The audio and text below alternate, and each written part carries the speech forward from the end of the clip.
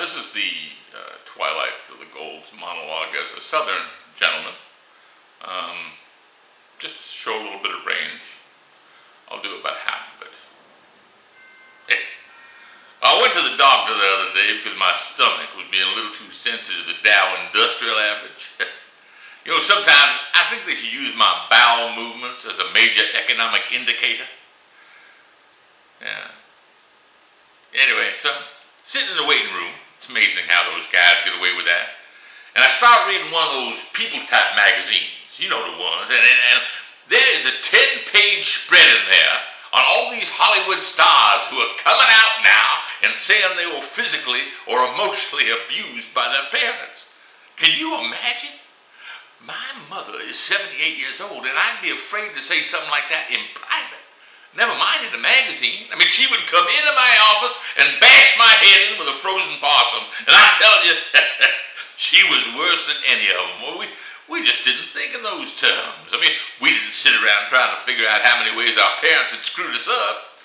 They managed to get us through a world war and depression, keeping food on the table and clothes on our backs. And if they didn't say I love you once a week or give you enough positive reinforcement, you lived. America's made too much money. That's the problem. You see, now we have all this time to sit around and wonder why we're still not happy. Yeah. The average man trying to make ends meet, he don't give a rat's ass about getting in touch with the child within. Yeah. He wants to get fed and he wants to get laid. Done. You ever notice that it's Hollywood stars and yuppies you see going on Oprah and into therapy to talk about their rotten parents? The nerve of them. When I was growing up, it was the kids that were the disappointments. Is that out of fashion now or what? I don't understand it. I can't talk this way in front of Phyllis because she give me the look. Oh, you know the one that says, "It's all right. I love you anyway." Oh, I hate that look. It doesn't even take long for it to work. Maybe half a second I crumble inside because there it is. The face of the woman I lived with for 30 years telling me I don't deserve her, which I know is true. Or that I don't love the kids as much as she does. Now, I know she believes it, but it's utter nonsense because I love my kids so much I want to burst. Just look at them. They're smart, much smarter than Phyllis and me ever were. And they have a rhythm when they talk. You can't keep up. And beautiful. Hey, look. Sure. I'm disappointed, but hey, parents have been disappointed with their children since the God, with Adam and Eve. Suzanne. See, she could have been a doctor, a surgeon yet. She had straight A's.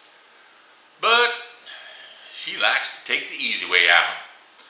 So she works at Bloomingdale's, the place, thank God, which hasn't gone under yet.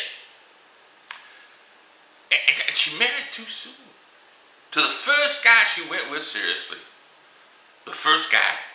Still, Rob is good to her. I can't complain. And David? David. He could have been anything he wanted to be. On television if he wanted. With everything we gave to that kid. But what are you going to do, huh?